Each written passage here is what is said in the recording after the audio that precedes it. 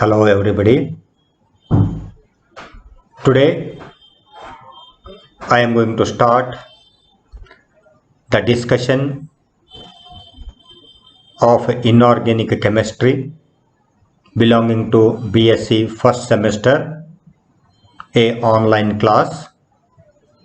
So today I am going to start an important and the basic topic called periodic table. In this chapter, we have to see mainly introduction about the classification of elements since from the beginning, long form of the periodic table, salient features, causes of periodicity, recurrence of properties, classification of elements into S, P, D and F blocks, periodic properties such as atomic radius, ionic radius, covalent radius, van der Waals radius, ionization energy, electronegativity, electron affinity, variation of the properties along a period and along a group, and the explanation for the observed trends and factors determining the ionization energy. So for this topic, we have to refer mainly the following textbooks: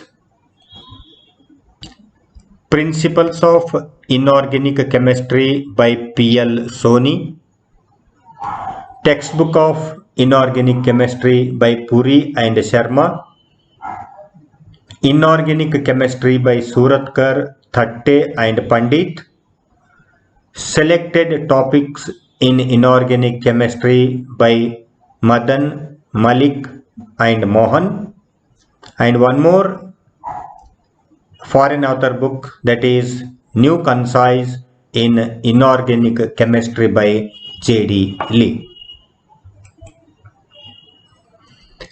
Coming to the introductory part towards the periodic table, as soon as number of elements were isolated and described, it becomes necessary to classify and arrange them in a systematic manner depending upon their physical and chemical properties. In the periodic table, today we are having more than 118 elements. As they were isolated and described, it becomes necessary to arrange them in a systematic manner. So the arrangement of elements in a systematic manner, it depends mainly on their physical and chemical properties. For the classification of the elements, number of scientists were tried in lot. Initially, elements were classified as metals and non-metals. But this type of classification fails to explain the properties of the elements rather than metals and non-metals. So, from the periodic table, it is very clear that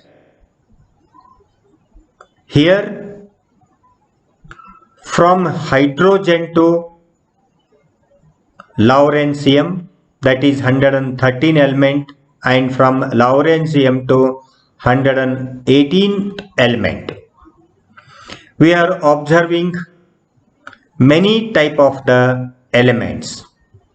Some of them are exist in the form of a gaseous state, Some of them are exist in the form of a liquid state. Some of them are available in the form of a solids, and again in solids we are going to observe the metals as well as non-metals. It means the initial classification of elements in the form of a metals and non-metals becomes failure, as I told already. The failure of the classification of elements in the form of metals and non-metal is because of the fact that there are many metals which shows a metallic as well as a non-metallic character. Such elements are going to be called as metalloids, especially the elements belonging to D block and F block where shows a metalloid character. So because of this, the classification of elements into metals and non-metals becomes failure. For example, the elements belonging to S block, particularly from lithium to sodium, potassium, rubidium, cesium and francium, and also the elements belonging to second A group starting from beryllium, magnesium, calcium, strontium, barium and radium. These are all A metals, whereas the elements belonging to third A group, especially boron is a non-metal, whereas aluminium, gallium, indium, thallium are metals. Likewise, elements belonging to fourth group, that is carbon family, so-called 14th group. Here in this group, carbon is a non-metal, silicon is a non-metal, whereas germanium, tin and lead are purely metals. Likewise, the elements belonging to the 15th group such as nitrogen, phosphorus and arsenic are non-metals, whereas antimony and bismuth are purely metals. Coming to the oxygen family, oxygen is a gaseous element, sulfur is a solid but non-metal, selenium is a metalloid, as well as tellurium is also a metalloid, whereas polonium is a pure metal. And elements such as fluorine, chlorine, bromine, iodine, astatine, which are going to be called as halogens. The first member, fluorine, is available in the form of a gas. Similarly, chlorine is also available in the form of a gaseous state, whereas bromine is in the form of a liquid and iodine is available in the form of a solid. Likewise, as we see from the S block as well as P block elements, many of them are metals, many of them are non-metals, and few of them are in the form of a gaseous state, and bromine is available in the form of a liquid state. Then coming to the D block elements,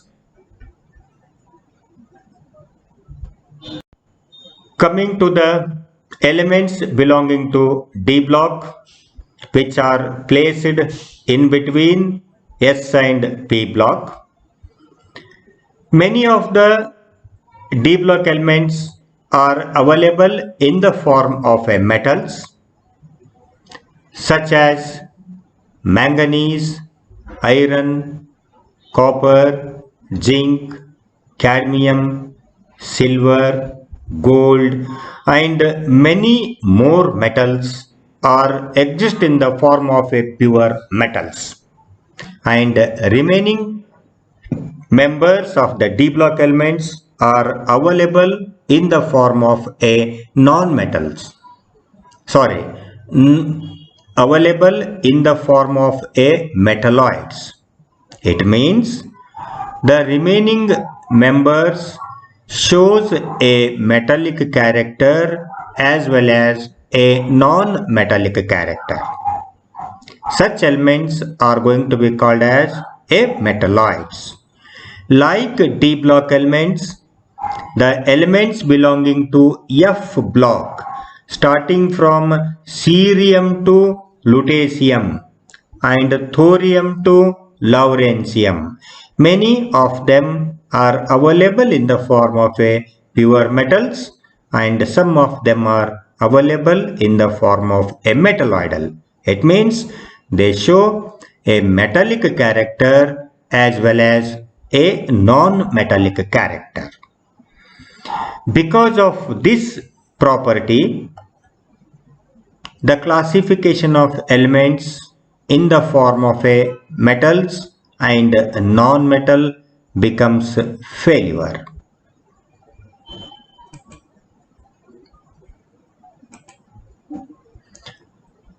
As we have discussed already, the S block elements, that is alkali and alkaline earth metals, and some of the P block elements such as aluminium, gallium, tin, lead, germanium, etc.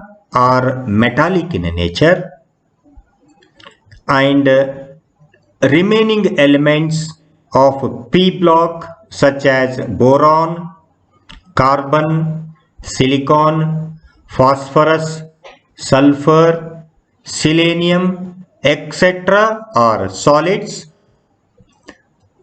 The element bromine and mercury are liquids, whereas nitrogen, oxygen, fluorine, chlorine, helium, neon, argon, krypton are in the form of a gaseous state.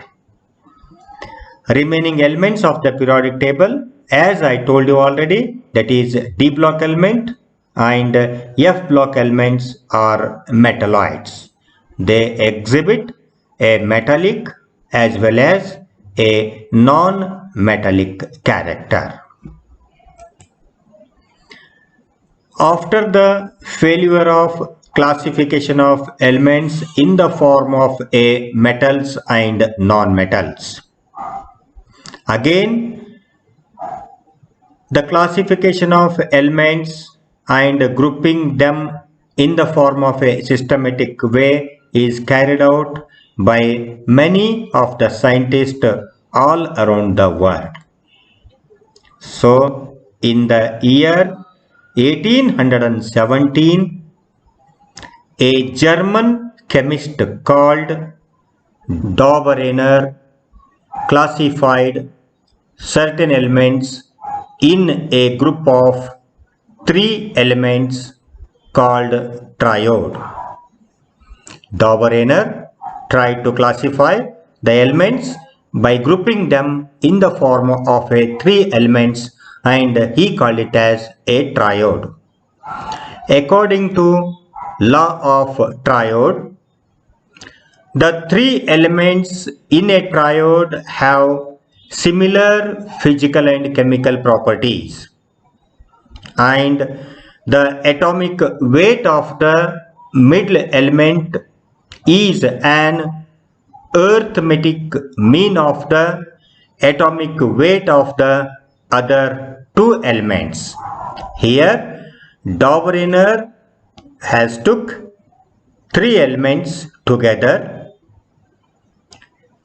according to the triode, these elements are having a similar chemical and physical properties, and he found that the atomic weight of the middle element is an arithmetic mean of the atomic weight of other two elements. For example, atomic weight of lithium is 7, atomic weight of sodium is 23, and atomic weight of potassium is 39.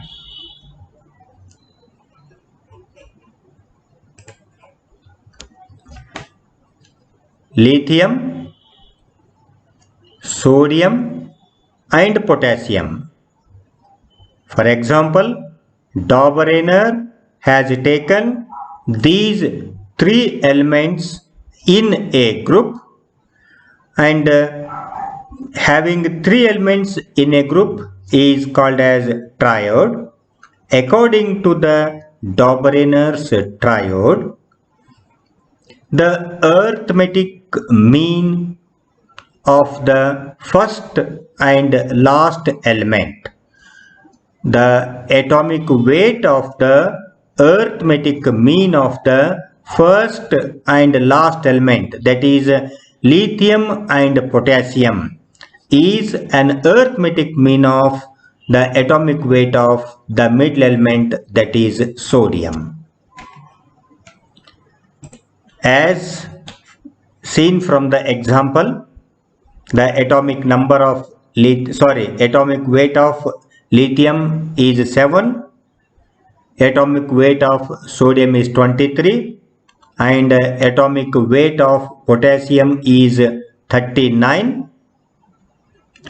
Lithium atomic weight 7, sodium atomic weight 23, potassium atomic weight 39.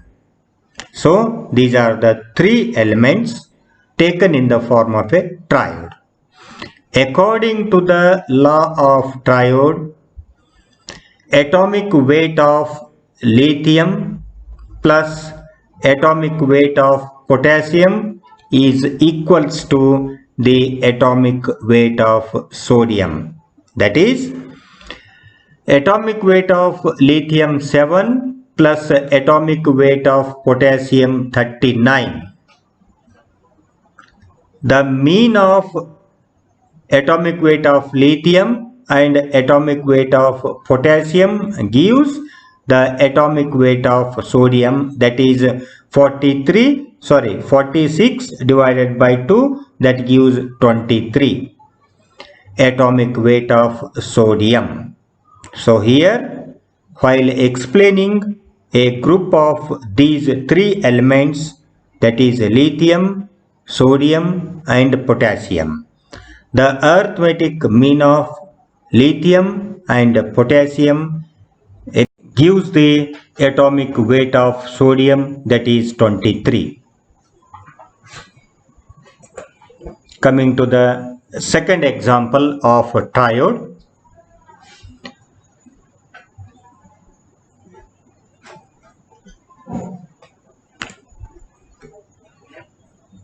Elements belonging to second A group, that is alkaline earth metal family, calcium, strontium and barium.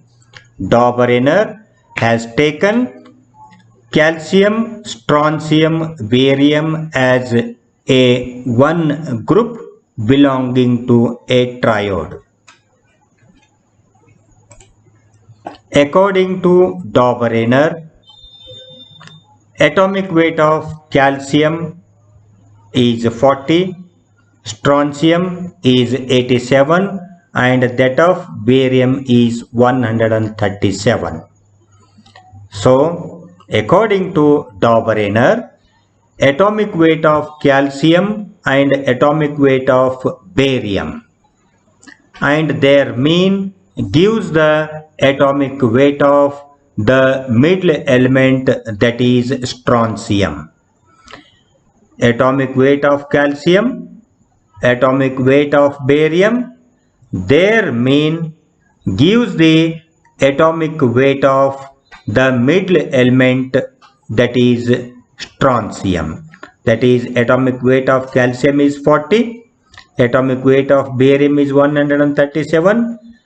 Mean of the first and last element gives the atomic weight of the middle one, that is atomic weight of strontium shows to be 88.5, which is nearly equal to 87, that is atomic weight of strontium. So coming to the third example,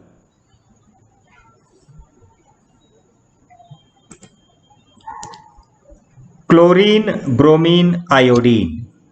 Coming to the third example, chlorine, bromine and iodine, the elements belonging to 7th A group. Again, Dauberner has grouped these three elements, that is chlorine, bromine and iodine, in the form of a triode, and he observed that atomic weight of chlorine is 35.5, atomic weight of bromine is 80, and atomic weight of iodine is 127. So, arithmetic mean of first element and last element in a triode, that is atomic weight of chlorine and atomic weight of iodine, its mean gives rise to a atomic weight of bromine, which is 81.25. Again, it is approximately equals to the atomic weight of the middle element. In this example also, the Dauberner triodes holds good in explaining the law of triode. This law of triode is of limited application. It means the triode fails in explaining the other examples such as oxygen, sulfur and selenium. Oxygen, sulfur and selenium. Dauberner has taken again these three elements in the form of a triode, and he written the atomic weight of oxygen, that is 16, that of sulfur 32 and selenium 79.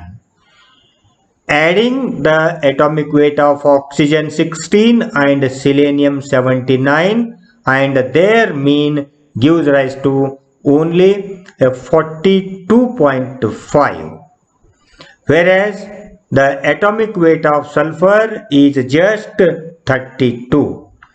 Here in this example, Dauberner's law of triode becomes failure because the arithmetic mean of oxygen and selenium gives 42.5, whereas that of the atomic weight of middle element is only a 32. Hence, the Dauberner classification of elements into group of 3 called triode becomes failure. Today in the first class we have studied little bit about the introduction towards the periodic table and the arrangement of elements. While classifying the elements, initially the scientists were tried to classify the elements in the form of metals and non-metals. Due to the existence of metalloidal elements, which shows a metallic as well as non-metallic character. So, in explaining the metalloidal elements and their character, the classification of elements into metals and non-metal becomes failure. And also, today we have studied regarding the Dobereiner's triode. The Dobereiner triode also becomes a failure. Then in my next class, I am going to continue the discussion on the classification of elements in the form of a systematic way. So in my next class, we have to see Newland's octave, Mendeleev law and Mendeleev periodic table, Moseley periodic table, so-called modern periodic table, and the statement of modern periodic law. Thank you.